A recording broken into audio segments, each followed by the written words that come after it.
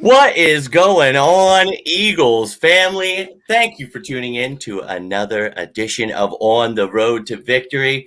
Today with me is a very special guest from 4th and Jawn, none other than Mr. Hollywood himself, Evan Hearn. Evan, thanks for tuning in today. Thanks for joining us, everybody. It's going to be a good one, dude. I can feel it. How you doing, brother? Dude, I'm doing great. And we got to clear the air real quick. That new intro that you got, dude, that shit is slapping. I'm not going to lie. It's putting me in the groove to get into the show. We got a lot to talk about today. I mean, isn't it kind of ironic that we're sitting here on Valentine's Day, yet we have quite the relationship issue problem going on within the Eagles organization. So, kind of coincides today. But as far as what you're doing here, taking the intro, bro. I love it, dude. Thank you. When I first heard it, I was cracking up. That 80s porn synthesized style. I feel like I need to throw the stash back out. Yep, you need to. You got to bring it back. We'll have a special edition just for that. Yeah, but, that baby gets me slapping, gets me going. But you hit the nail on the head. That's going to be one of the main topics we talk about, the relationship between the Eagles and Carson Wentz. Not so happy on this Valentine's Day. But to all of you out there watching, I hope you're all having a very happy Valentine's Day. And I hope you know it hurts once you're gone. Now, guys, this is something that it gets tiresome, because we have really no idea what the hell is going on here. We're hearing this, you're hearing that. Oh, he's going to trade for a first-round pick, 2 first-round picks, no first-round picks. It's like, what the flying? We don't know. Nobody knows what's going on. Yeah. Nope. So, here on the road to victory and on 4th and Jawn that we tried to sift through all this BS. We tried to get the truth to the people. And, honestly, we're riding along with it. And there is obviously some kind of disconnect here. And a lot of people don't want to come to terms with that. They don't want to accept the fact that Carson Wentz is being shopped right now. I think that's the one thing we can agree on that is happening. Yep. Now, the question is, will he be traded? I mean, what's going on? Is he really wanting out? Is he what the hell is the deal with Wentz? Is it him? Is it Howie? What do you see happening here, Evan? And how do you see this relationship playing out if we don't trade him? Yeah, it's just such a complicated situation now because, like, when you look at it in the macro scope, it looks on paper like the organization is trying to figure out a way to usher Carson out of the building. He's trying to figure out a way that the fans go sour on him and they would be okay with moving on from him. But I don't know what kind of return they're expecting. And the fact that Carson Wentz is out here and he's not saying anything, he's not helping his own cause there. The fact that there's no when a new head coach joins a team and you're the franchise quarterback, you're supposed to at least put on the face and make it look like you want something to work there. If not here, at least, you're showing this to the next team you want to be on. So all of those little things that Carson Wentz isn't doing is kind of alarming to me. But the bottom line of where I stand is that I didn't want Carson to leave. I want Carson to be my quarterback next year because I'm not completely sold on Hurts right now. And I would much rather spend that 6th overall draft pick on a elite wide receiver, on a guy who I think can be a total game changer and a generational type player and a Jamar Chase or a Devontae Smith. That's what my eyes have been locked on. So the thought of, going for a quarterback that could potentially be the 3rd best quarterback in the draft, it doesn't have me as excited about getting the number 1 wide receiver potentially. And so, with all this fucking minutia we got going on, man, it's chaos. I think that nobody is seeing clearly about what's going on right now. I think the only people that really know the truth of what's going on is the Eagles front office and Carson Wentz himself, and they're holding everything close to their chest right now. Yeah, I agree. And that's the thing, people, that's what I don't like when people come out and, they create narratives. It's like, look, we have no idea. We're painting Carson Wentz to be this monster. And it's like, look, maybe he is bad in the locker room. Maybe, from what we've heard, there is a disconnect between he and the receivers, and that's not good. But there's so many different narratives and there's so many different things going on where it's like, I'm thinking football, when it comes down to it. It's like, okay, like you said, I would prefer the guy you just paid 120 mil plus to be here to compete with the guy you took in the second round that you have no idea if he's ready. So you mentioned Jalen Hurts, and that was one of the questions I wanted to ask you. Is he really quarterback one material? I think, we were excited, right? I had you on the show before his first start. We were excited about the unknown, and he brought that spark, and he has that, and he's exciting to watch, and he's that dual threat quarterback. But is we always have a but the but is, can he throw the ball? And we know that's something he needs to progress with, and that's something most rookie quarterbacks do. His reads, all kinds of stuff. But I would be intrigued to see how Nick Sirianni would use someone like him. I saw the things he did with Jacoby Brissett. I would be very intrigued to see what he could do with Jalen Hurts, but I would just love to see what he does with both of them, because I'm not so sure, like you had already answered the question, if Jalen Hurts is quarterback one material. I think he could be in the long run, but I'm not so sure. I just want to give up on a guy that's proven he can play at an elite level, had a bad year, and there was a lot of bad things going on around him, but he was definitely playing bad last year. But I don't know if I'm ready to just give up already. But we talked about it. They've created this chaos for us. So what's going on, Jeffrey? What is going on? Malcolm in the chat here. Hey, look, we're both ready. We're pre-gaming before the show. It's a holiday. You got to get ready to have a good time. So I've been up early. Made the ladies some breakfast. Going to make some dinner tonight. So, hey, we're just rearing and gearing, baby. It's a Sunday. First Sunday without football. So we're and isn't that sad that thinking about the long road ahead that we have right now? What is it, like 200 days before the next game that's going to be played somewhere in that ballpark? It's sad to think about, dude. I remember sitting there during the Super Bowl and just being like, I really hope this game is a good one, because is this going to be the last football I'm going to be watching for a long time? So it's sad every year. Dude, we talked about this. Everybody was mentioning, this season we suck. It needs to be over. And it's like, dude, when it's over, even if we would have won one game or 0 games, I still don't want it to be over. It sucks when you're living in it, but that realization, and it hit. When the season was over, it's like, but it still doesn't hit you because you're at least able to watch other teams. And you're like, man, if only the Eagles. But now it's like, now we're left with the media. Now we're here. And now we have to actually solve all of these problems that we've been talking about for weeks. It's not just like we can distract ourselves with, we got playoff football. Let's worry about our problems later. It's now we've got to deal with them. So there's nothing else left to do at that point.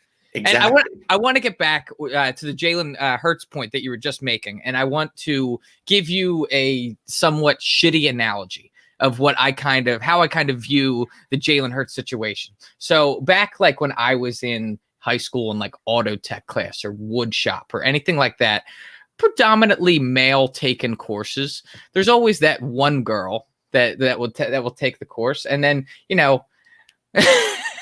for lack of a better term, she gets better looking throughout the year, just simply because there's nothing else around, right?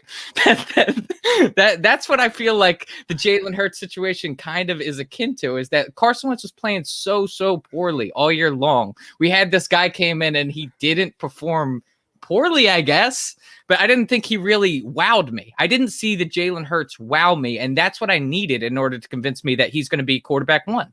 So where I'm standing right now, that's something that's I agree with you. I would love to have a competition, but have we shot ourselves in the foot too much now to where a competition is not even possible?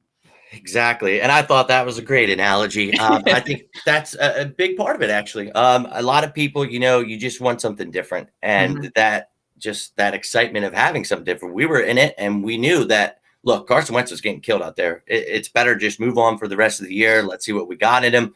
And, some people take it a little further. This guy's the future. Here it is. It's already. It's like, all right, man, let's pump the brakes for a second. Right. I think that it's going to take some time to figure that answer out, but a great analogy you said there. And also it's, they already still were reeling, some of these fans, from Nick Foles, Carson Wentz. Some people just hate Carson Wentz, and it's ridiculous to hate your own team like that. If anybody's a Philadelphia Eagle, I'm going to support them, even if they suck. When they suck, they're going to know about it, but it's going to be in a certain way. I'm not going to, this team sucks, and I can't wait to see him go somewhere else. And it's like, dude, who the fuck, what are you talking about? Like, if I'm watching the birds, I want to see a win, man. That's all it is, dude. That's the bottom line. Does he offer us a chance to win? Sure, he gave us excitement, but you saw what happened then the rest of the year when other teams figured him out. I had a show the other day showing some tape on him. People figured him out. So he has to improve. I just don't know if I'm ready to give up on Carson Wentz and move on to someone like him. And if that is the case, you kind of mentioned it. Are these little shitters going to go out of their way to draft a quarterback, and a quarterback way too high when you just drafted one in the second round and created this controversy in the first place? That scares the hell out of me. I mean, at that point, if we drafted another quarterback, would that be 3 years in a row we're drafting a quarterback? We would go with Thorson, Hurts, and then whoever we would draft this year. And last year was a second rounder. And this year, we're assuming right now, if the Eagles did go that direction, would be a first rounder. And so, like, to me, it kind of seems like the writing was on the wall even before the season started. Like, was there this internal rift that was going on between Howie and Carson? Like, longer? Has this been going on longer than we actually think it has been? Like, does this stretch back prior to Carson's bad play? I think that's a possibility for sure. And I think this has been going on for a while, and that's something we've talked about when people act surprised or like it's not actually happening. It's like, look, man, the writing has been on the wall, and I'm one of those people. I'm not afraid to admit that I tried to ignore all of it. Yeah. And when it got to this year, I was like, okay, Carson's just going to band together with all these hurt guys and everything's going to be fine. And it all just fell apart in front of us, and week in and week out, and for half the year, I kept just holding on to hope, like, okay, this guy is going to get healthy. And when they come back, then it's going to be, and it just, no, man. And it got pretty clear. And, as after the bye, it was like, look, we talked about it a lot. Like, Jalen Hurts might come in here. This might be the time to shut it down because there's some kind of issues here. And we saw it, dude. We talked about it on the 4th and Jawn pregame, postgame show. There's some kind of disconnect. We were getting some inside sources on the fact that Carson wasn't reaching out to some of these receivers throughout the year. What the hell, dude? So the writing was on the wall, but now Doug's gone, dude. I don't even know if I've talked to you since then. Like, I know. We've got intro music. We've got Doug gone. Carson Wentz is getting traded. What? We're all on the way up, but the Eagles are heading down. Son of a bitch. What do you think about that, man? Nick Sirianni, this new staff. What are they going to do here, man? If I can be completely straight up with you, and Jimmy, I'm a diehard fan. I live and die by my birds.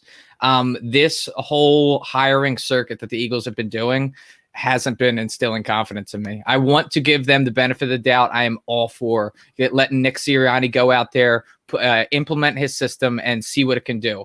It's just a matter of I'm looking at this, I suppose, in kind of an unfair fashion, in that I'm just seeing so many young coaches that are going to be teaching a locker room and coaching a locker room that already doesn't have a leader.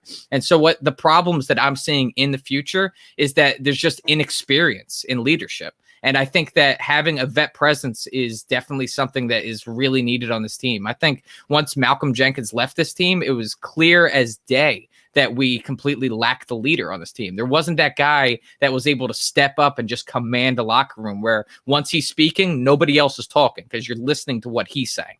You need someone like that in your locker room. And when we have like our linebackers coach, he's like 27 years old or something like that. We've got a special teams coordinator that's also in his 20s. To me, it just, like, I'm not saying that these guys aren't qualified. All I'm saying is I'm skeptical because they don't have much experience. I love it. And I'm looking at it the opposite side of the token. And this is just me trying to straight up be an optimist because you said it. I have no clue what these guys are going to bring, and most of them have never even been in the position they're in. And you see this a lot when a guy gets his first opportunity, he's bringing all his boys to give them their first opportunity. And we've talked about a lot of these names throughout the weeks, just trying to get to know these guys. And every time, I've got to do a book report on these guys. I don't on the top of my head, and I get it when people are like, I fucking hate this guy. And it's like, look, man, don't hate him. Just, you could be skeptical because we have no idea. Look, I made a nice little graphic here the other day. Oh, nice. Dude. Well, what's up, everybody? Welcome to the party. Dude, you got from offense all the way across to the defense and special teams over to you. And look, well, I'm sorry, Jay Valai's in there. He's in the Frank Gore Hall of Fame with the Eagles for tenure here. but he left after a week of being signed with us. Same he did to Houston. And do you think that's something that we should just glance over here? Very telling. Yeah. Like, do you think that he took a step in here and like he realized the dumpster fire that was going on? I was like, you know what, Nick Saban, it doesn't sound that bad right now. I got to be honest. That looks like a well-oiled machine down in Alabama. Bro, Evan, if I'm making a video and I'm pumping up the assistant defensive back / cornerbacks coach, well, you probably got some issues. So I'm getting excited about this guy and his, his drive, his level of energy, and just how we don't have that. And it's a lack of accountability is something that's been a huge issue, as you just mentioned. So not having that in a player even last year, as we saw, you better have it in a coach. And I think Doug was too buddy-buddy. We needed somebody to come in and be a coach. I have no idea what Nick Sirianni is going to do. I hope that he comes in and he's a great coach, but we're lacking that player. That's going to be something we touch on here in a little bit. Some of these free agents that are out there, when we won the Super Bowl, we brought in a couple free agents. We had a good base of things going on, and then we added a pretty damn good couple of free agents on each side of the ball, and it helped us get to the promised land. I think if Howie could fandangle this cap right, we're only about 40 mil in the hole. I know everybody thinks it's going to be impossible, but it'll be pretty easy to get through that. But look, there's got to be moves made. So I agree with you, and I totally get the pessimism. I'm just looking at it from, hey, maybe we just got the next great thing. These guys are going to come in and work so well together. Shane Steichen is the offensive coordinator, the work he did, with Justin Herbert, and then Austin Eckler, only having him for half a year. I'm really intrigued to see what they do with Miles out of the backfield. Just so many things that I'm excited. Brian Johnson down here, somebody that knows her stat, just the little things. You know what I mean? And then Denard Wilson over there right underneath you. That's another one I'm very intrigued by. He came over from the Jets, and I know people, the Jets defensive end. It's like, pump the brakes. He's worked with Jamal Adams, and the one I really like is Marcus May, one of the safeties over there at the Jets that's a free agent. I would love to bring someone like him in, but watching Denard Wilson work with guys, I'm intrigued to see what he's going to do with Jonathan Gannon and what Jonathan Gannon did with the Colts secondary. So our secondary is one of our biggest holes. So I think we're going to add some players there, hopefully, and we're going to go from there. But I'm actually a little excited. But that's just because it was that bad last year that anything could be better. That's kind of where I'm at. But I totally get what you're saying, man. 100%. And I totally hear what you're saying about the holes being in our secondary. And I was wondering, I brought up earlier in the show, I know this is something that we're probably going to be talking about, a little bit later in the show, but I brought up how I really want a guy like Jamar Chase or a Devontae Smith. What are you eyeballing in like with your own eyes? Would you go wide receiver there? Would you take a top corner? What's on your mind? Well, my head's pretty much where your head is at, and my head's been there for a while. A couple people are like, oh, well, why would you want to do that? You just drafted a receiver in the first round last year. I don't care. I want to see this team get better. We're talking about generational talents here. Yep. Yeah. And I think, this line is getting older, but if they can stay healthy, we've got a great offensive line. We've got some depth now, with Dillard coming back. He and Mailata are going to battle left tackle. One of those guys is going to provide good depth. Then you have Jack Driscoll, Nate Herbig. You've got some pieces there that can back up. The question is Kelsey coming back? So it's going to be intriguing. But, dude, you've got pieces, and you have to pick one of these quarterbacks. We're going to see what happens there regardless. But give these guys a weapon. And if you give them, and I'm with you on Jamar Chase. You give me Jamar Chase, you put him with Travis Fulgham, Jalen Reagor, and maybe Greg Ward's back, Quezwalk and Sean Hightower, see how those guys pan out. And then you talk about the tight ends and the running backs we have. Like that creates a pretty damn good offense. So you score points, that makes it a lot easier to win. That's a little John Madden tidbit for you there. But look, I mean, we gotta get some help on the defense. And last year, my biggest thing, we were talking preseason about what we needed to do. My biggest thing was what we did not need to do was put Avonte Maddox outside, or we would regret it forever. And well, we ended up cutting Sidney Jones, keeping 5 cornerbacks, and Craig James gets hurt right away. LeBlanc, everybody's hurt. Sewell's gone. Peace. Bro, holy hell. And Nickel Roby-Coleman, he did not pan out. Trevon LeBlanc dealing with injuries all year. It was horrible, man. So You know what that sounds like to me? That sounds like a problem, I don't know, that we've had for quite a while now. Evaluation of our players, evaluation of draft capital. Like, I think that, we simply in drafts, in deciding who we're going to keep moving into the next season, we just got poor evaluation as far as what's going on. Like we clearly let go of the wrong guys. We clearly draft the wrong guys, which is why I come on here every single time I hit this microphone and say, hey, as long as Howie Roseman's here, we're putting ourselves at a disadvantage. Well, the key is Howie Roseman right now to me. Yeah, and that's the scariest thing. And that is, unfortunately, we sat here for months upon months and telling everyone the biggest issue is Howie Roseman, and the biggest issue is going to be the fact that he will still be right where he stands. And sure enough, that little shit's there. But what's the most concerning to me is John Dorsey's now gone. And that was the only hope I had. Like, okay, he's going to help him with player personnel. Son of a bitch. Yep. So, wow, they just can't attain anybody that actually matters. We lost throughout the years Andrew Barry, Joe Douglas, guys that truly helped. And it almost feels like, because I know that Jeffrey Lurie, I know Howie Roseman, I know they're not stupid people, and I know that they are connected to the actual city and its fan bases itself. I know they're hearing us. So it almost feels like a punch in the face, like you're thumbing your nose at us when you just come in and be like, yeah, well, no, Howie's going to do it again next year. We hear all of your complaints, but we think he's the guy. It's like, screw you, dude. Like, it's clearly not working. It hasn't been working for 2 decades. Dude, it's like when you have the kid, you go downstairs and all the cookies are gone and you're like, what the fuck? You look at him and he's just covered in chocolate. Yep. It was the dog. Yep. It was definitely the dog. Oh, it's the dog. Huh? And Jeffrey Lurie is my woman. Yeah. Oh, yeah, you're right. It definitely wasn't you. You couldn't have done anything wrong. And it's like, bullshit, get the chocolate all over your face. I'm a realist. Yeah. I just try to keep it real. And, dude, the shit's been on his face for a while. And we've been calling it out. And it's just glaring now because you see things. And, I mentioned Bobby Wagner. I go back to that. That's one that really pissed me off back in like 2012. And you see the years, you're like, well, okay, I guess other teams pass too. And you're trying to find the positivity, and you're like, this guy's really pissed me off. Then he fucking strikes gold, dude. Signs Alshon, signs Torrey Smith, brings it, Malcolm, all these guys that really helped us. Yep. So he did do things throughout those couple of years that helped us win a Super Bowl. But now we're back in this hell. And it's very easy to go back and be like, oh, well, that was horrible. Oh, it's like Alshon giving him that deal, giving Carson that deal when you had these kind of plans for what the fuck, dude. So I'm with you 100%. And I think that you just brought up a very crucial thing in that. So we just watched that Super Bowl. I mean, congratulations to Tampa Bay, Tom, whatever, dude. Like, you just don't stop winning.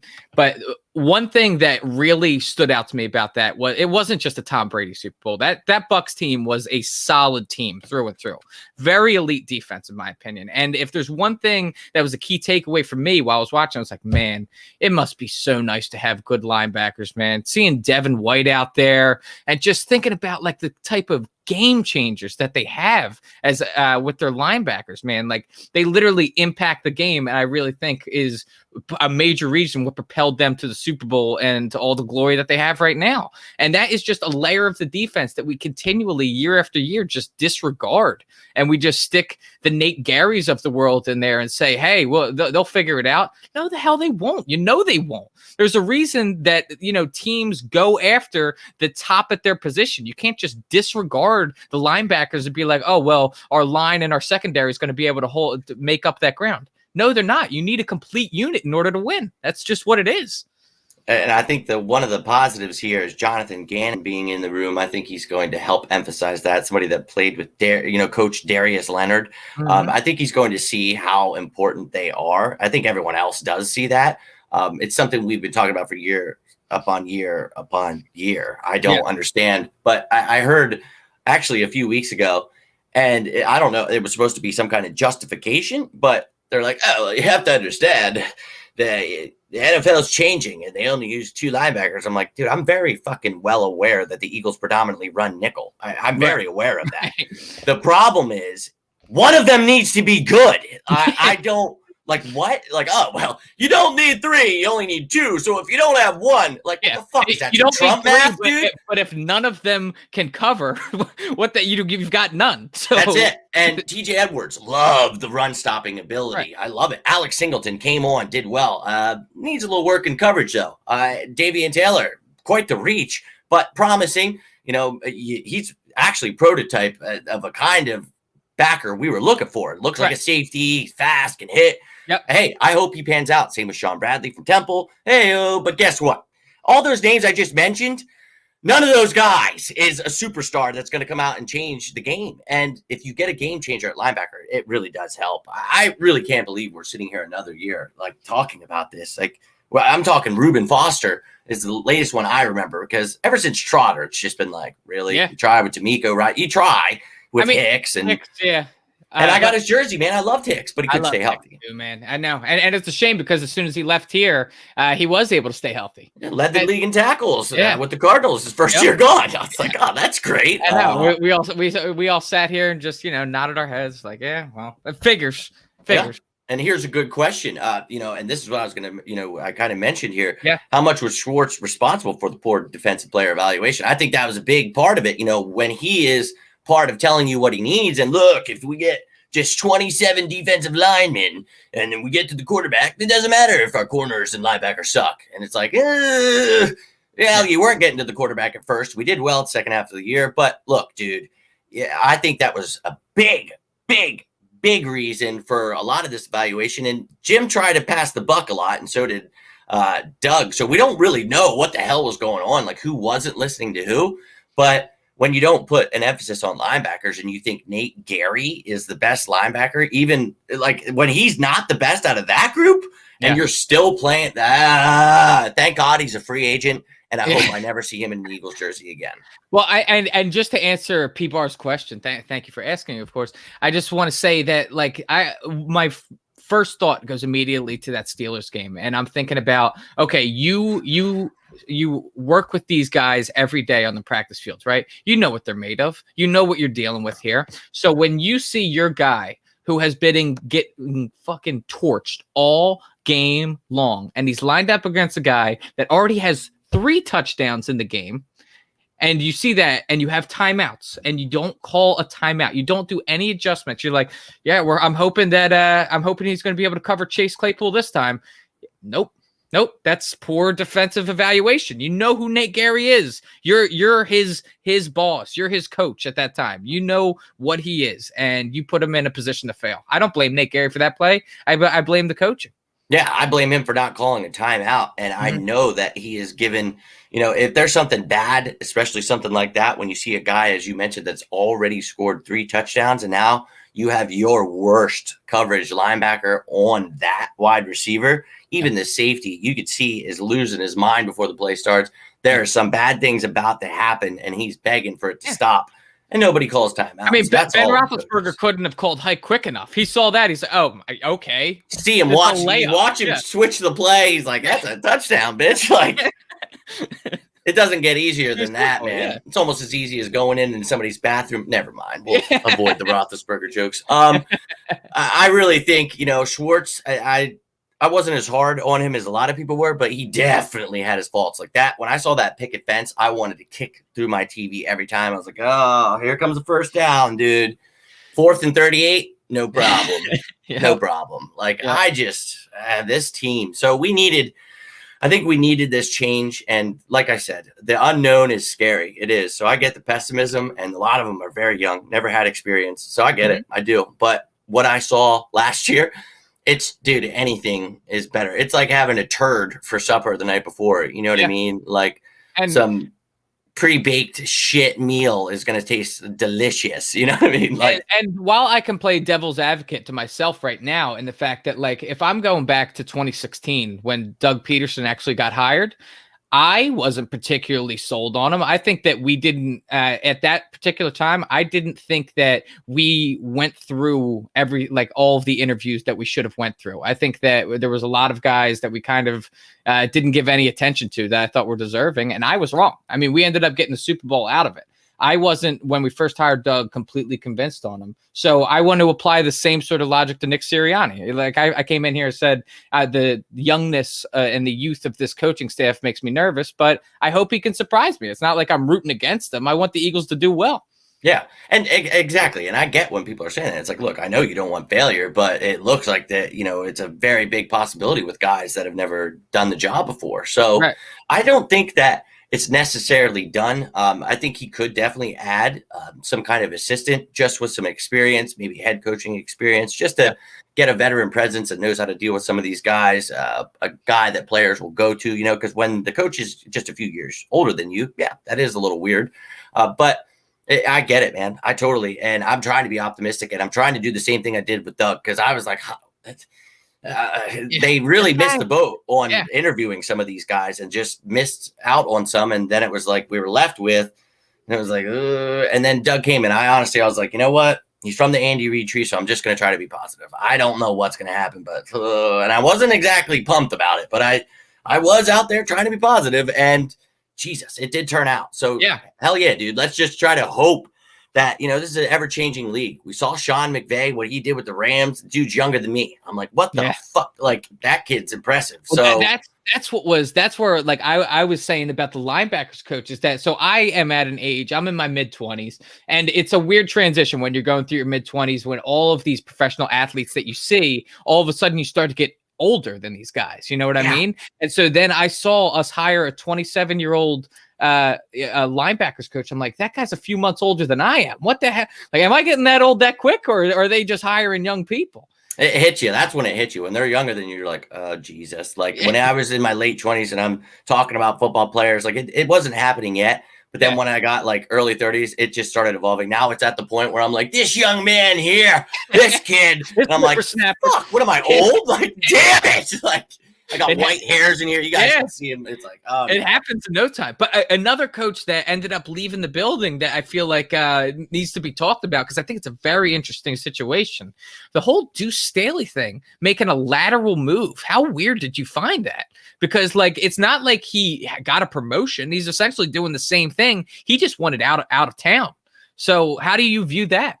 I take it as him acquiring some good advice from me. Now, he didn't actually see my post, I guarantee you, but I made a post the day before, and I said, run, Deuce, run. Yep. Get out of here while you can, because you're not going anywhere in the ranks here. And it's not like they didn't, give him opportunities. He, he's done great things for this organization. And then in 2017, it was said that he was possibly offered the offensive coordinator job without play calling. Nobody wants to do that. But look, he wasn't being moved up, and you could tell they weren't. They said, oh, we're going to interview him, and we're going to. No, you weren't. You weren't going to do anything. And I knew it. And then when they finally hired Sirianni and they were going through it, everybody's like, well, they could just bring Deuce back as running back. And dude, they're not bringing any nostalgia. And I said, there could be some assistant coaches back, but Deuce Staley will not be one of those guys. He needs to find a better opportunity. I thought maybe he'd go to some smaller school because, most jobs are filled up. Maybe get an offensive coordinator job, something. But like you said, he makes a lateral move and goes to the Detroit Lions, who just got rid of Matthew Stafford, by the way. So they don't have anything. And you just went so you could bite off some kneecaps with the Detroit Lions. Dude, that's very telling as to the front office. I'm not going to let that affect Nick Sirianni and what's going on there. They're put in a shit situation with the front office, the quarterback, everything. So I feel bad for them. But and that's a crappy way to give a quarterback, like, hey, we don't know. Strap in. You might have a different one for the draft. It's like, holy fuck. Like, but when you're looking at front office, like, this is on you, dude.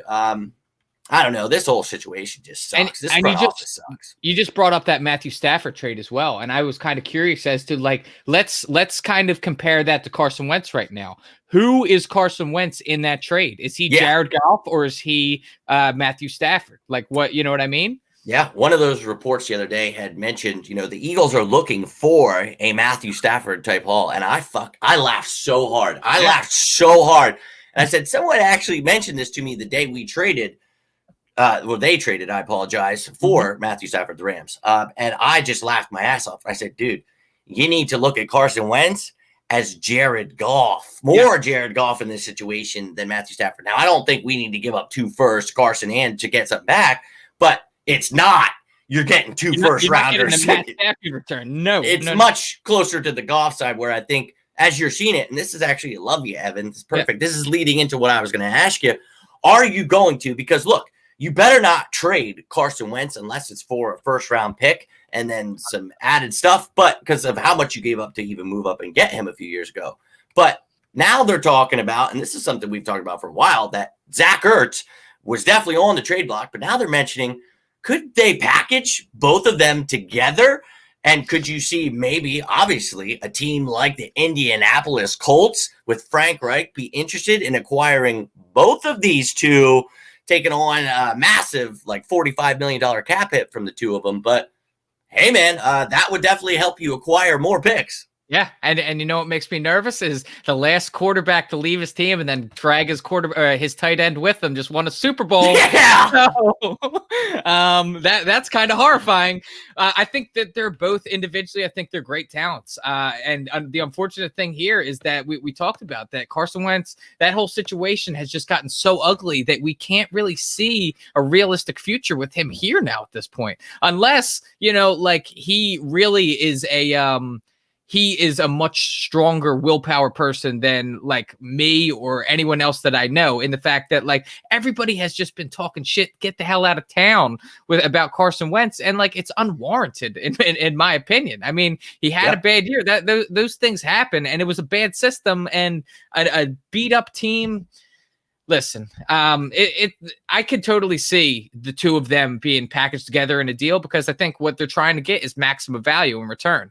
And we are also trying to clear up that cap space. So if you can get the maximum amount of picks, get this team younger with your young coaching staff and build for the future, kind of use this year as like a punt, so to speak, and then just look forward to like 2023, I guess would be the next season, or 2022. I don't even know. 2022. Yeah. So I can totally see something like that happening. Yeah, and look, like you said, you're clearing up that money. 22, our money situation is going to be much, much better, but you can make it much better without Carson, without Ertz. This year, if they're talking about Carson moving out, we know it's just going to be a lot of dead money, not saving anything. But Ertz, you can still save like $4 million if you would trade him pre-June 1st. If you would somehow find a way to wait after, which I don't think they'll do. They're trying to acquire more draft picks. Then he would save us $8 million. But that's something that you're going to not necessarily save cap right away, but like you said, down the road. But acquiring more draft capital is where you're seeing the gold there. So you smell that? Smells like Sam Hinkie in here. Let's get Daryl Morey in here, see if he can't get Howie Roseman something going, dude. Trust the process, baby. I've been trying. As Philly fans, holy shit, do we trust the process? That's all we do, man. We sit back here and take the blows, man, and we get it from the other fans. Whole world hates us, man. So I hate when a player crosses us, dude. You're crossing the wrong motherfuckers, because, dude, we go to bat for you guys. Don't do it, man. And it's not even necessarily that, like, all we want in Philadelphia, you don't even need to go out there and be the best guy on the field. You don't need to be the best player out there. What we want you to be is to try to be the best player on the field. That's all we ask from you. Be the best you. Be the best you, and you give it literally your all. Don't fucking half-ass it. And if you can do that, this city will get behind you through and through. It doesn't matter. But the guys that want to half-ass it, this isn't the city for you, man. This isn't the city for you. Truth, man. And if that's the case, and I'm not going to believe anything until I see it. So I'm not saying that Carson Wentz is but if he really is not handling this heat, and you said it earlier, it would be nice if you just came out. He doesn't know us anything, but dude, as a leader that lost its coach and needs a leader, and that you've been called upon to be that guy, and everyone's questioning it, you're dropping the ball, dude.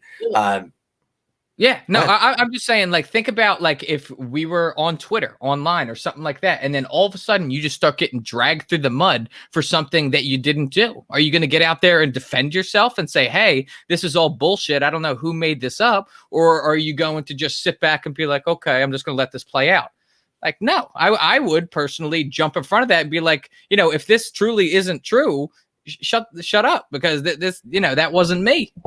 I would want to jump in front of that situation. And some people, it's like, oh, he doesn't owe anything. And, if someone's lying about you, you don't have to give them the time. And it's like, look, I get that. I do. But the situation we're in right now, you're on fire. We're on fire, dude. And you've got a fire extinguisher. All you literally have to do is put it out. Yeah. Nah, I'm good. That's very telling to me. So there's some kind of disconnect, guys. And if it's Howie, then yeah, we can all hate Howie together. But the thing is, it's happening. So if they're going to get rid of Carson Wentz, and before the Wentz chatter even talked, we talked about Zach Ertz. He's probably going to be gone, dude. So look, it's not like me and Evan are sitting here like, yeah, I can't wait to see him go. Can't wait to never wear both of their jerseys again. It's like, no, dude, this is where we're at. And if you're going to get rid of them, then you better get something good in return. Have to. You can't just give these guys away, especially like you said, for all the things that we gave up in order to go get Carson, everything that we traded away. And that was totally, like, everybody was on board with that. The whole city, we knew Carson. We're like, we don't know why LA has their eyes on Jared Goff. And now after that trade goes through, you're like, okay, so we clearly got the better one there. But like we saw LA taking Jared Goff for like, oh my God, he's going to fall to us. If we move up to 2, he's our guy. And we got him. And I just remember being so excited about that, man, because I knew that we finally had a franchise quarterback. It's the most important position in all of sports, in all of team sports. So like when we finally got that, and to now you want to just trade a guy because you don't get along, like whatever your stupid relationship issues are with the front office, like all we want you to do is give him a competent coach to be able to go out there and fix his mistakes. That's all we're asking for. I don't care whether Howie Roseman and Carson hate each other. Just give him the pieces he needs. You know what I mean? Yeah, you don't cut off your nose to spite your face, man. Exactly. If you guys don't want to hang out at the same Christmas party or whatever, that all for it. That's fine. But if you can just work together in this business that we know that the NFL is, that we know that all of this is, it's just a business. If you can work together in a business sense and get the job that you're supposed to do done, it'll work out. Yeah, dude, I mean, I can't tell you how many countless jobs I've had where, old Ricky in the back makes you want to knock him out, but you're trying to get that money. I never was getting paid millions of dollars, though. So I think you guys could handle it, figure things out. But, dude, it's on troll level where you're drafting this dude's replacement. Like, why are we doing that? Like, I love Dallas Goedert, but why are you going out of your way to draft replacements for guys that you already have superstars? Like, we're trying to win, and you need good players at all positions. Like, oh, there's a good linebacker available, quarterback. Like, wait, what? And it really does get me angry when I think about it. The players that we've talked about, I love, the draft. I fucking sleep in that shit, and it's like, and all these players to get excited for it, and then you just watch them go, and you're like, wait. You passed on who? And then you watch Jeremy Chin. You watch Lloyd Cushenberry. You're like, I told you. Devin White. Yeah.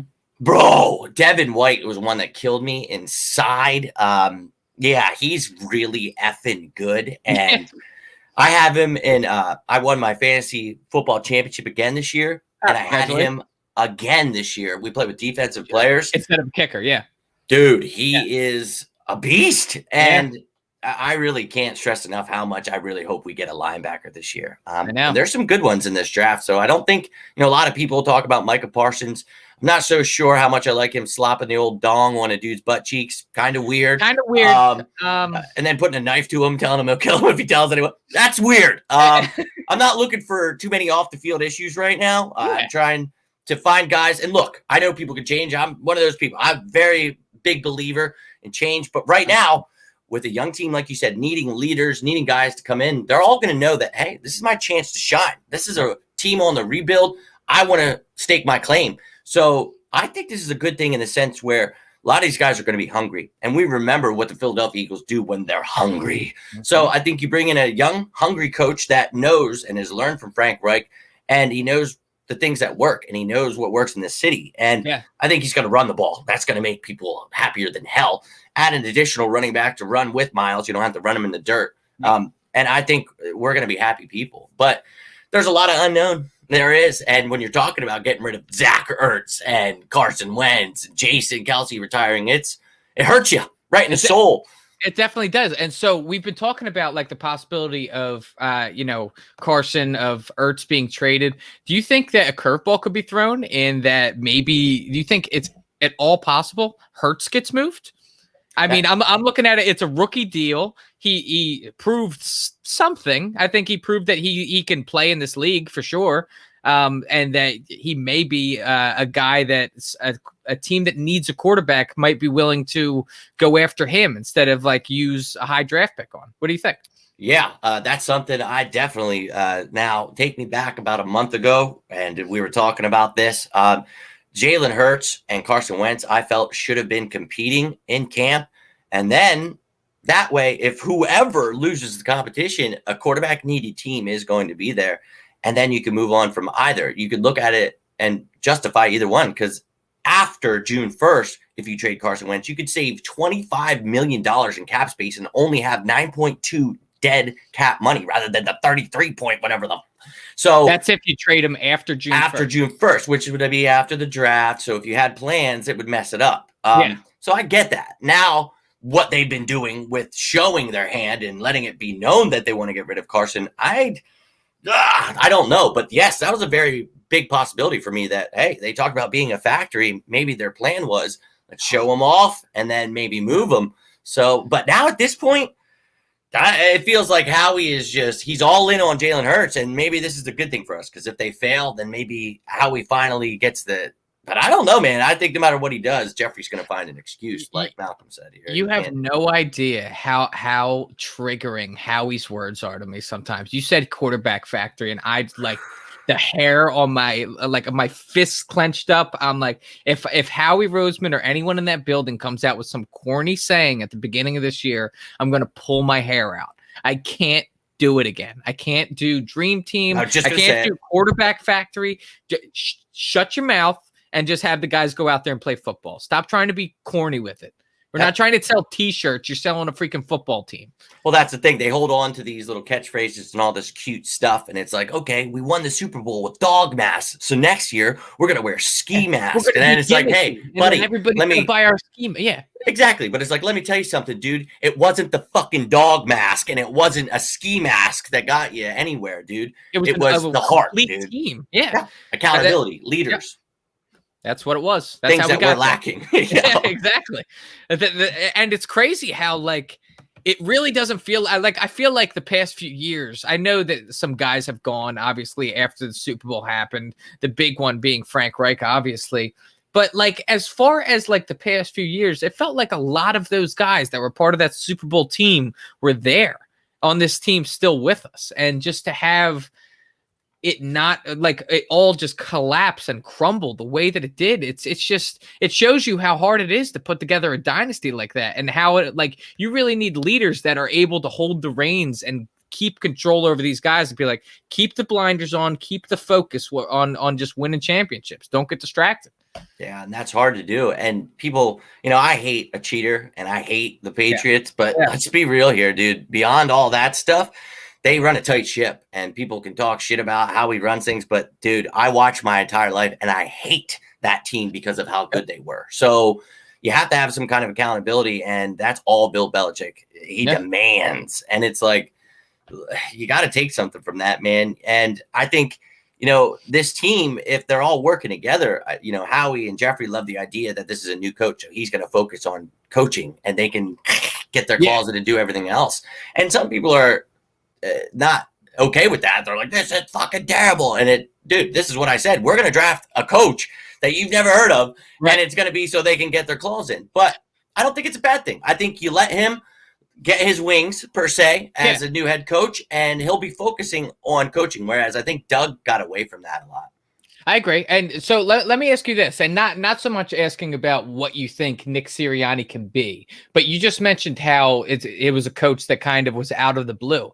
Like I kind of feel like that. What don't you? In that, like, Nick Sirianni, I feel like was a guy that wasn't really on anybody's radar, and then all of a sudden we jumped on him. Like, we got to get this guy or else he's going to get scooped up by somebody else. Like I hadn't heard his name really at all until the Eagles were interviewing him. So someone tried to give me credit for that. They're like, hey, you were mentioning Nick Sirianni. I said, no, let's be real here. I Well, only thing I said was once he got that interview, I'll remember this because I was taking Chelsea. We were talking about this before the show, but I was taking her to go get her license. And I got on before I left. I was like, hey guys, if anything happens, I'm going to be taking a little drive. Well, as soon as I parked, it was, oh my God, who? John Bones, Fossil. There was a couple other random ones that were being thrown. Kellen Moore was interviewing. And Nick Sirianni, it was the next day after he just interviewed the day before, and they said they're bringing him back again. And I said to myself, what the fuck? And so I got on and I was like, yo, watch the Eagles are going to, because once I heard Nick Sirianni, because I didn't mention him once ever before he was brought in. Right. As soon as he was mentioned, though, I said, oh, a Frank Reich disciple. Oh, shit. So it became pretty clear that this guy was a big option. And, everybody was telling us to that time, Josh McDaniels, it's already in stone. He's here. And I went on and I said, dude, no way in hell. I would rather have this Nick Sirianni than I would rather have Josh McDaniels. And I didn't know we were going to fucking hire the guy. Yeah. But it threw me a curveball, dude. And so please don't try to give me any credit for that, guys, because I literally never said his name once before he, you know what I mean? So I try to be on top of things, but that was out of left field. But I did mention it's going to be someone that we are not talking about. And it's not someone you've seen on Madden, because a lot of people are really pissed about that. I didn't hear him. And it's like, look, man, that's great. But he's somebody that I really like his body of work. And going through, I had individual shows where some of these guys were hired a couple a day, so they were thrown in one show. But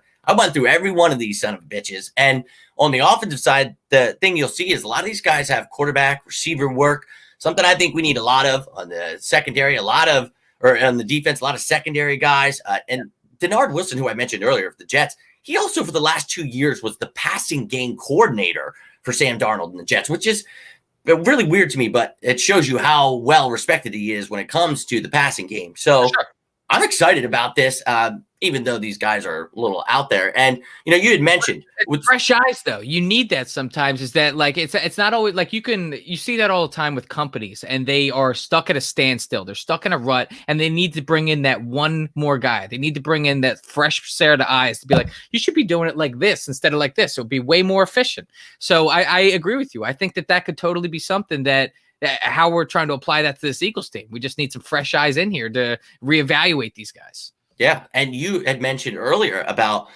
having some of these same coaches for so long with a surprise, letting it fall apart. I think that there's a lot that goes on, obviously, that we don't see. But some of these guys are actually back on the team. I actually have a little list here of some of these other new coaches, not the ones that were in that nice little graphic that was surrounding you there. But you're looking at some of these quality control coordinator. Yeah, well, look, dude, you've got some of these guys are moving up the rank. TJ Paganetti, I believe this is like his 7th year with the Eagles. Alex Tanney, he's got a cool story. I was showing his trick shot videos. He's a newbie, but I'm excited about him. Roy Istvan, I believe, also was here before. This is like his 2nd or 3rd year with the Birds. Dude, I literally, on my show that I was doing the other day, I was like, Fernando Noriega, limit is this guy, and nobody got it. I was like, okay, I'm old. But yeah, look, and you noticed Fernando there at the end, but look at his title, head strength and conditioning coach. And now I got another little list here. This is all sports performance, medicine, athletic trainers. Look at that new list. So one of the things we've been worrying about is the goddamn injuries. Well, we're changing up everybody, dude. So, and exactly what we needed. That's it. Like that, there is nothing like I've never seen, and we've heard whispers that have come out of this locker room from players, from just people that are involved in the organization. That seems like this medical staff just didn't give a shit about these players, and just like it kind of was telling in the fact that how we had the injuries at the frequency that we had them for years and years and years. And it's astonishing to me how you would think that an NFL team that is just money falling out of their pockets, they would be able to hire the best medical staff out there, and they very clearly they missed the boat on that one. They were using the same talent evaluation as they were for the drafting their players and hiring their former coaches.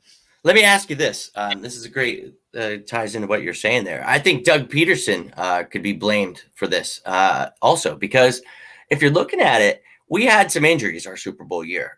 Hungry dogs, next man up. Holy shit, can't believe all those guys were out. But the problem was right after that, those guys had actually that strength and conditioning, all those guys, they'd been there, some of them for like 20 effing years almost. We got rid of that entire staff, and maybe it was because all those injuries that Super Bowl year, but it didn't fix anything. If anything, it got worse every 100%. Year. So was it maybe Doug Peterson's style of practice and the way he plays these guys? Very possible. It's very possible. And the one Doug Peterson thing where that you just said about how he was conducting things, I can't help but get that video out of my mind when he is talking to, is it the GM of the 49ers that he was talking to, and he's saying, man, I hope that let's not mess this up. Yeah. Yeah, he's so good. His work ethic's so good. It'd be a shame if we messed him up. And then you did. You went and messed him up. I can't get that video out of my head. I believe speaking things into existence, and man, he's out there putting that evil on me, Ricky Bobby, and son of a bitch. I hate that tape. I remember somebody showing it this year, and I was like, oh, why'd you do that? Why'd you have to do that to me?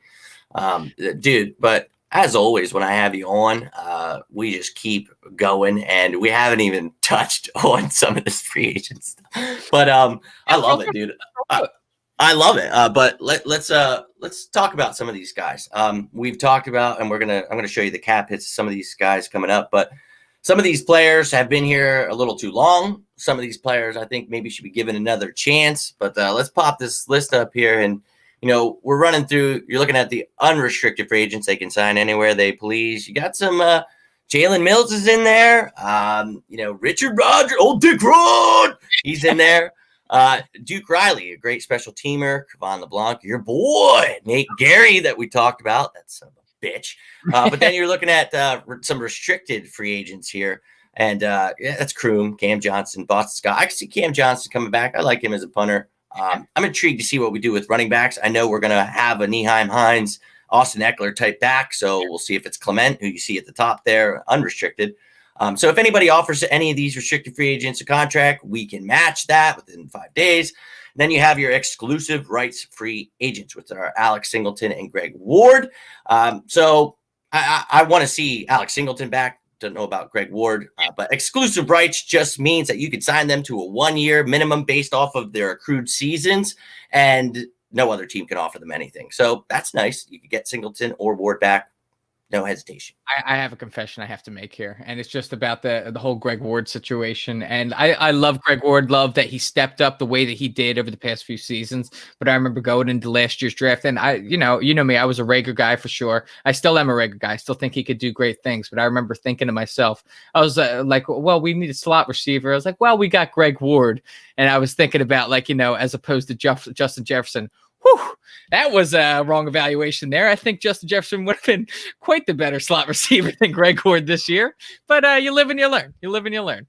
Hey, and look, that's something look, it's not just Jalen Reagor. We talked about all those guys over at 4th and Jawn, and Justin Jefferson was somebody we were high on. And, we knew he could play more than just a slot, but we needed a slot, and that could have been a fit. But Jalen Reagor, that I was somebody that thought it would be the guy we drafted because he was a better fit. And I didn't think Jefferson would be available, but well, Eagles, that's what you did to us. You can't do that again this year. But Greg Ward, man, I like him, and he's serviceable. But if you add somebody else, it makes him better. Greg Ward is consistent, and you know exactly what you're going to get from him, but you can't expect the heavens from him. Exactly. He has a ceiling, and so you can get him to that ceiling, but he's not going to break through it. Exactly. And so I think that. This is a very, very crucial draft, Jimmy. Like this is going to set the foundation for this entire era, this new era of Eagles football. And just going back to that list, who do you see us needing to draft? What holes do you see? I mean, obviously, we talked about the linebacker position. I would love to bring back Alex Singleton. As far as I'm real interested to see about this tight end situation. I hear this name Kyle Pitts being thrown around. I've looked him up. The dude is a freaking baller, bro. But as far as I look at our tight end situation, even if we were to move on from Zach Ertz and gain some value back from him, I'm totally fine having 3 tight ends on the team. But I really do think that that Dallas Goedert and Richard Rodgers are a good 1-2 punch. I thought they were a good 1-2 punch this year, honestly. And if you need to draft a guy in the later rounds or even get a free agent to be that tight end 3, I think that'd totally be fine. But as far as like where we're standing right now, we need secondary, we need linebackers, we need wide receivers, and we need some depth on the offensive line. We really do, because it's getting older. Like we talked about earlier, Jason Kelsey could be retiring as well. You got Jason Peters, who like he talked about wanting to cut back another year. Dude, please, we're begging you, hang up the freaking boots. I'm on my hands and knees begging you to please just hang it up, because knowing that my front office will sign you to another year, and then we're gonna put you out there to start. So yeah, that's where I'm at. Those are my key positions. I like the Richard Rodgers. I think I agree. I thought we should have kept Noah Tagai last year. I thought that would be a perfect situation right now to have him as a third tight end, let him grow with Goddard and Rodgers. So, yes, I would bring back Richard Rodgers. I also was impressed with Josh Perkins that was on that list. Yep. And Jason Kroom, 1 target, 1 catch, 1 touchdown. No, there's some big fans of Kroom out there. But, yeah, the tight end position. Hakeem Butler was Hakeem Butler in the same situation? Or did he get 1 catch, 1 touchdown, right? No, he was out there a little more. Yeah. Oh yeah, okay. But he, I don't know. You'll see him back. Yeah, and another receiver turned. Yeah.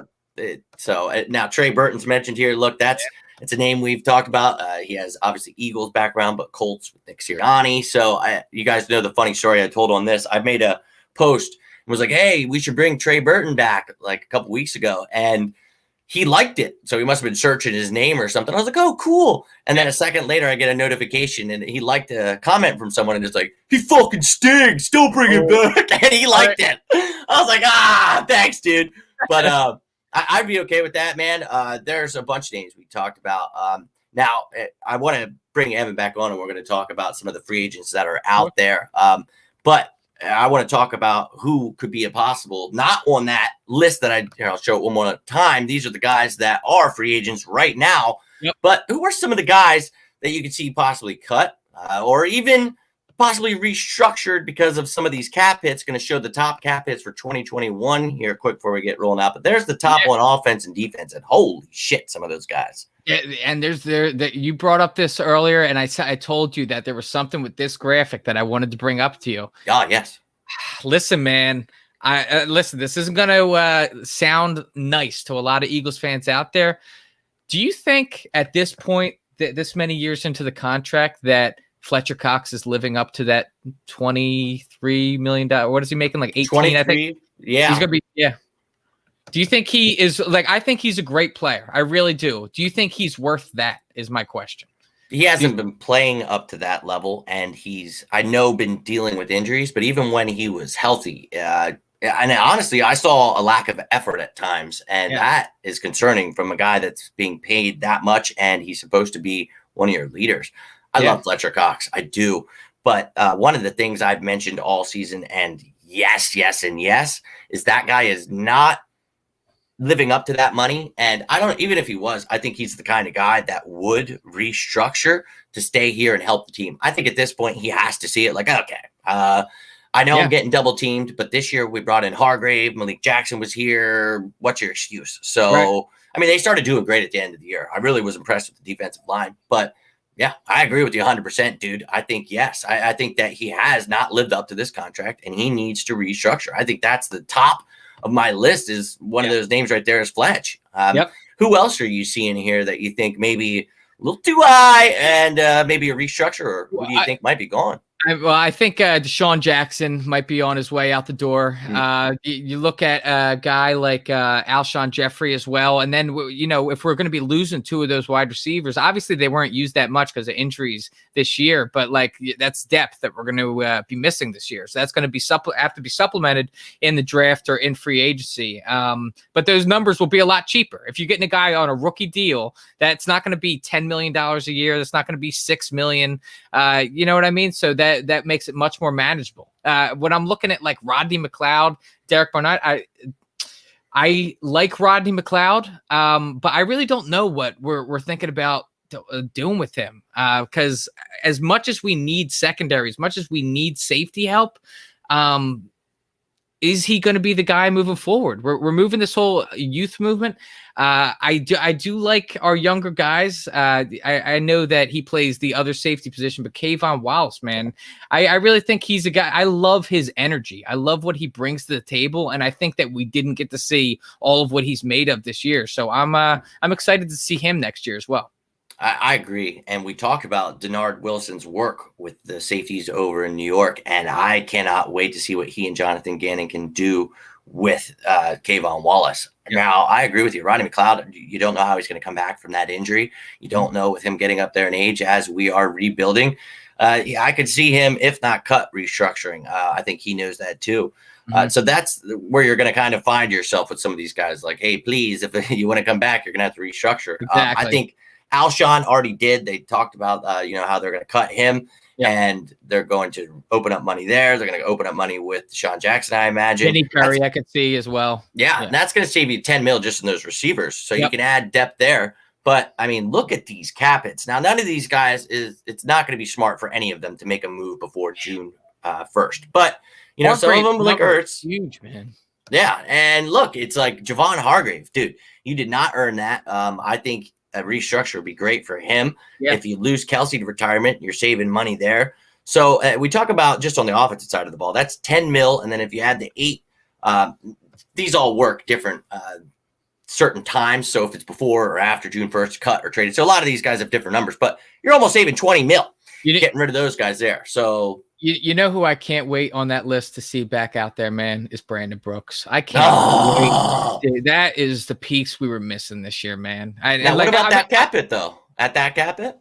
If we get Brandon Brooks back at his elite level, I will pay whatever money it takes. I really think that he is that good. I think that he is that solid in the center of the line, and having him next to Lane, like, you can have such a strong right side of your line. I think it would pay dividends for whatever quarterback ends up being in charge this year. Yeah, and I think that. Look, we have the best right side of the offensive line in football. When you put Brooks and Johnson together, that's a formidable beast. Now, they talk about Lane Johnson may have to deal with his injuries forever. Brandon Brooks seems to the last few years be dealing with injuries. So if I'm playing devil's advocate and I'm Howie, my thing is, okay, I want you back, but we want to get some other guys and we need some depth just in case something happens to you again. So maybe we could just restructure that, give you some more guaranteed money, a little bit more in the back, and let's lower that cap hit this year. I would love to see that for Brooks and Lane Johnson, because those are some huge hits for two guys you don't know if will stay healthy. And those are two guys that really do seem to have that they seem to get it. You know what I mean? They seem to be guys that understand, and they're guys that ultimately, while obviously every guy wants to be rich, every guy wants to have the most money, these guys to me seem a lot like they want to win another championship. And they're Philadelphia guys through and through. So I think that those are the types of guys that would be willing to sacrifice or restructure in order for the betterment of the team. So, I mean, I really hope that we can count on them for that. One guy I know that I can't count on for that is going to be look for money is JP. Love you to death, JP, but stop. Yeah, I'm with you on that train. Dear God, save us. Dude, we love you, man, but it's time. And it's tough to see players you love go. A lot of people I'm done with the Eagles. They get rid of Carson Wentz. And I made this little graphic because that just made me laugh my ass off. I'll be real with you. I've seen a couple of my favorites gone in my lifetime. There's just a few of them. So let's just pump the brakes. Whoever's here, doesn't matter. It's all about that logo to me, baby. And got my old school shirt on today. That's just, it's in the blood. You know how it goes, man. I put out a Twitter poll the other day. I want to get your answer for it. I didn't see it. What is it? So 10 years from now, what do you think you will be most disappointed with? Would it be the Eagles moving on from Carson, the Eagles when they released T.O., or the Eagles letting Dawkins walk? 10 years from now, which one are you most disappointed about? Well, it's going to be Doc because Dawkins, I remember just tearing up. I remember how much that destroyed my soul, because I remember feeling what my dad felt for Reggie White. Because when I was a kid, I didn't really understand. I knew Reggie was the man and my dad was irate and it sucked, but I didn't really get it, what was going on. Dawkins, I invested my entire life. I have brain damage knocking people out, head-to-head contact because of that guy. Like, I loved him and I wanted to be him. And, you know, when I was sick, I told you the story, you know, I reached out to him and he talked to me through being on my deathbed. So I love that man. So I will always hold on to that one. But dude, if I could be real with you, I'll be upset with the Carson thing. But when we got T.O., I was a big fan of T.O. Do you remember when they were like, T.O. has been traded to the Ravens? I was like, motherfucker. And it was like, T.O. says he does not want to be traded to the Ravens. And they made it work with us. And I was like, this isn't happening. We're going to the fucking Super Bowl. Whoa. I remember getting his jersey, playing every effing Madden game, buying the ESPN game he had, just, T.O. Non-stop. And then the debacle. I'll never stop being mad about McNabb and him being schoolyard girls. Nothing against girls. I apologize for that. Just being schoolyard pussies. Let's just say that. I remember being in 5th grade and not being able to wrap my head around why the Eagles, like, because Owens had come here and he had proven that he was going to be that guy that gets you over the hump. We had been just perennially getting to the NFC Championship game over and over again, and we couldn't get that extra bump over the top. T.O. came here, had an electrifying year. He was that thing to get us over the top, and then you just let him walk. You just let him go. Did he have 9 catches, like 127, 29 yards, something like that, on a broken leg? A few weeks after a broken leg. Like, dude was a freak of nature. He was clearly your piece, and you just let him go. And then out of spite, he goes to our #1 rival just to, you know, this is what you guys are missing out on. I'm going to be wearing the star for the. I hated him for a while, but I came to peace with it because I get it from his standpoint. You want to clown me, I'm going to clown you. So I hate the fact that he was a Cowboy, but I will always got love for T.O. And I have love for McNabb too, but I don't love how that happened, man. Those two are assholes. They could have had themselves plenty of rings, and you know, we could have had a dynasty, man. We really could have, but they let their pride get in the way, and it's both their fault. But it is. They always try to point fingers to this day, and it's like, bro, shut the fuck up. You're both little girls about it. I keep saying that. We're trying to be politically correct around here. You're just a bunch of little wankers.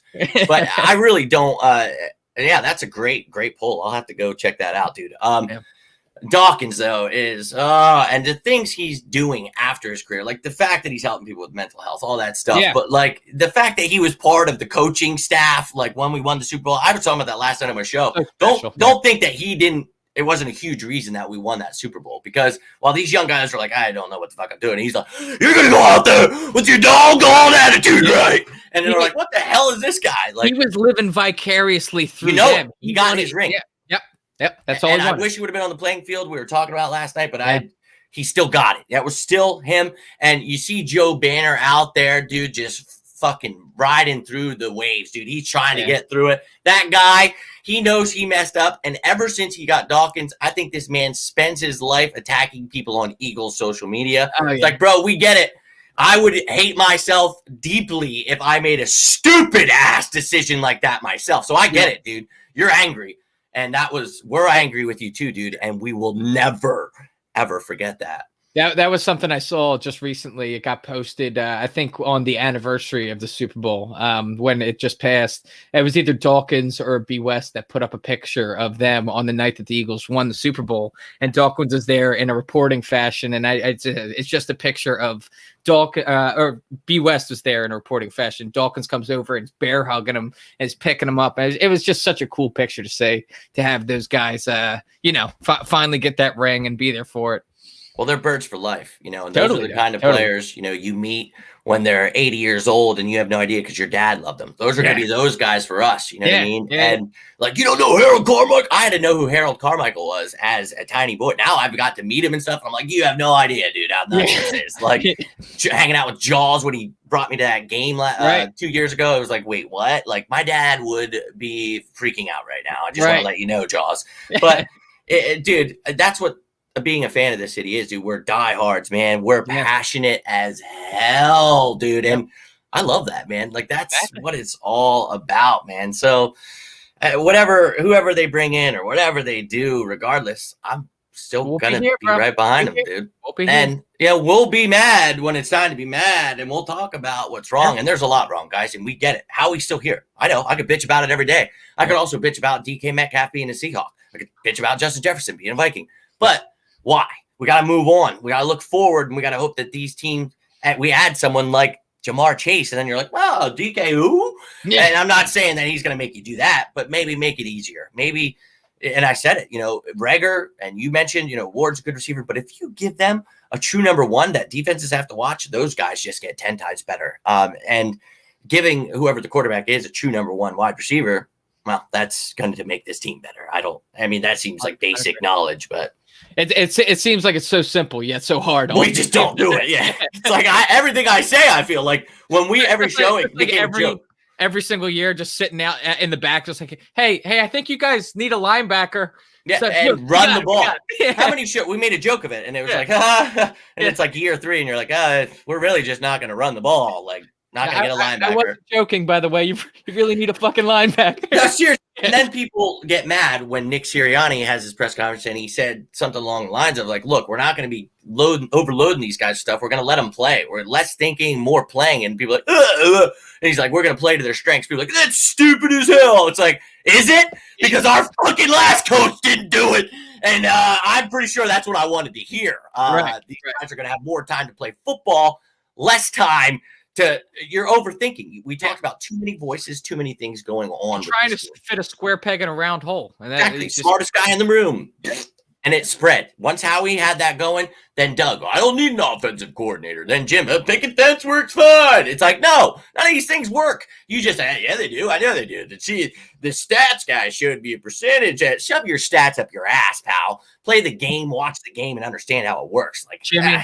If there's one positive thing I could say, it's cheers to no more sticks defense. I will cheers to that, my friend. And I'll let you know that coffee's cold.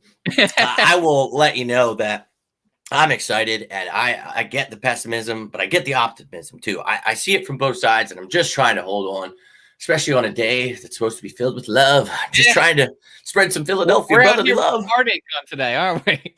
Not going for that. Now, I'm going to let you go because we've gone far past the time, and I love it. It was a fun show, bro. Fun show. But I do want to show something first. I got a couple graphics together, so we'll have you on again next week, and I want to touch on this because there is a lot of free agents out there. We were talking about quarterbacks, so I was going to kind of fill this in with it. But you've got a slew of veteran quarterbacks. One that I like the most is Jacoby Brissett. I was talking about him the other day.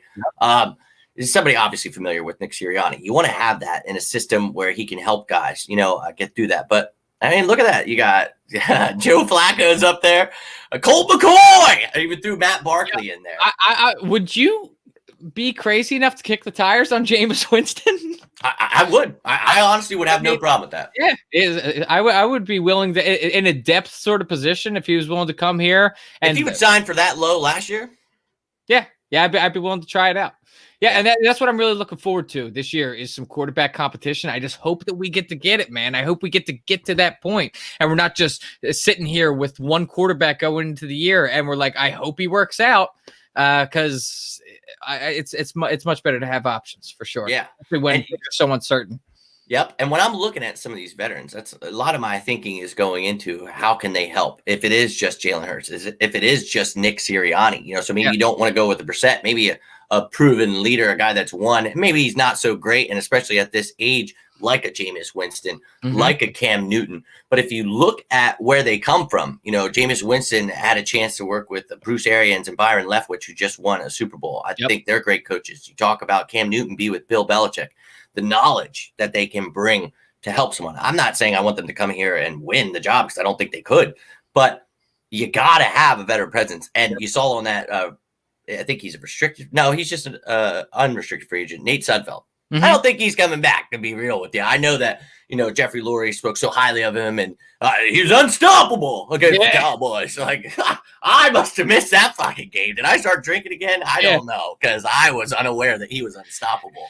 Yeah, I never really saw the unstoppable side of Tutty Suddy. I have been compared to him visually. People have said that I look like Tutty Suddy. But I'm glad that if he's leaving town, I'm glad that those comparisons will no longer be going on.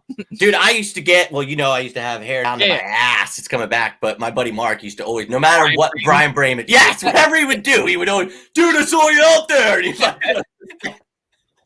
I fucking love it, dude. I love it.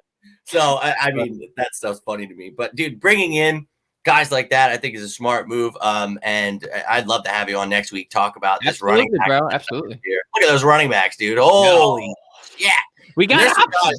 Dude, there's some guys I would really like in this system. I mean, Aaron Jones is out there, dude. Even Jamal Williams, the second half of that Packers duo. I mean, be real with me. Do you think that Frank Gore plays long enough so that he is playing in the same time that his son makes it into the league? I think he wants to. I think he wants to too. That'd be and cool. I think he's a possibility here, dude. Yeah. Do you think he could sign here? An Eagles great coming back home? And I would totally. To be honest with you, that guy is ageless. He I'm not saying he never really was a guy that was like a rushing leader. You know what I mean? He was never like the rushing champion, but he was always consistent every single year. So many 1,000-yard seasons out of that guy. And even though I don't think at this point in career he could put up a 1,000-yard season, if we're bringing him here as a running back too, for depth, I think it'll be definitely an awesome thing to have.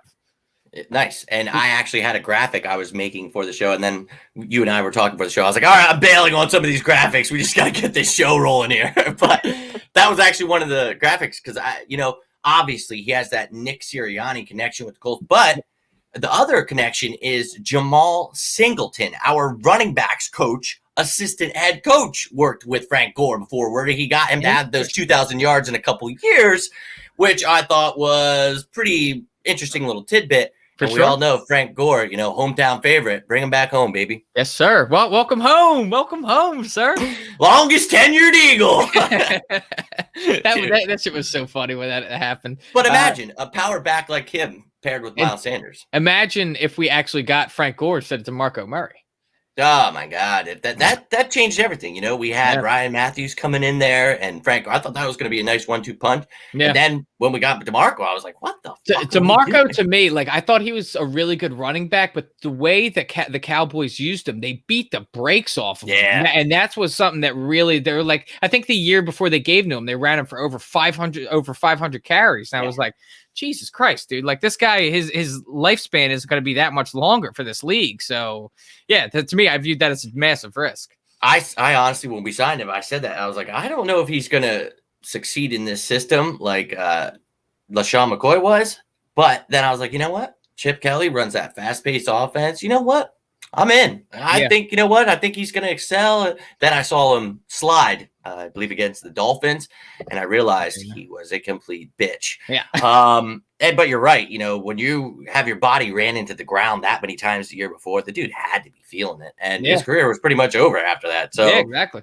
That was wild as hell. But Frank Gore, what could have been? Because the dude's a beast. So if we would have had Gore and Matthews stayed healthy. He's a few years younger at that point. I mean, Gore's he's still playing 10 years later. In his young 40s instead of his high 50s that he is now, whatever he is. Dude makes me feel like a bitch. I know I've got cirrhosis and stuff, and I struggle days and then I'm like, oh, there's Frank Gore. Yeah. Fucking still going. All right, bitch, let's go. It's all right. But I would be all for it, man. So I'm glad you brought that up. But I think next week, get these graphics together, man. And Hell yeah, man. I'm down for it. Show. I'm down for it, man. Sweet. Thank you for having me on, bro. I really appreciate it. And of course. I have one request. When we sign off, could we get that intro just one more time? It plays. It's an intro outro, baby. Love it. It's coming your way, dude. Thank you for having me, Jimmy. Appreciate it as always, dude. Of course, dude. And you guys, you can find him at Hollywood Hearn on Twitter. You can check him out. Evan Hearn, Facebook, all over the place. 4th and Jawn. We're putting out so much draft content, so many videos, doing everything we can for you guys. So stay tuned. We're going to keep doing it. We're going to keep pumping out the content for you. But I'm going to have Evan on next week. We'll break down some of these free agents. Evan, it's been a pleasure. It always is. It always goes over too. So cheers to you. Have yourself a happy Valentine's Day. Everybody have You as well. themselves a You and happy the lady. Valentine's Day. Yeah, of course, man. So you guys be safe. You know the drill. If you need anything, reach out to me, whether it be about football, anything. World is going crazy right now, so don't go through it alone. Also, I wanted to congratulate Evan. Let's give Evan a round of applause for getting his own place, dude. Thank How you. are things going there? I wanted to ask you, dude. I am loving life right now, man. I'm really I'm in a good spot right now. Mimosas in the morning, baby. Mimosas in the morning. I'm just enjoying life. I love everything all set up. I'm very happy. So thank you for the congratulations. Well, I was happy for you, and I wanted to bring that up in the beginning, but then we started talking about that slapping music, so threw me off. But dude, I'm happy for you, and it was nice to have you on the show. Your new house, my new music, growing in the world, baby. Let's go. So I'll see you next week. You all stay safe out there, and as always, go!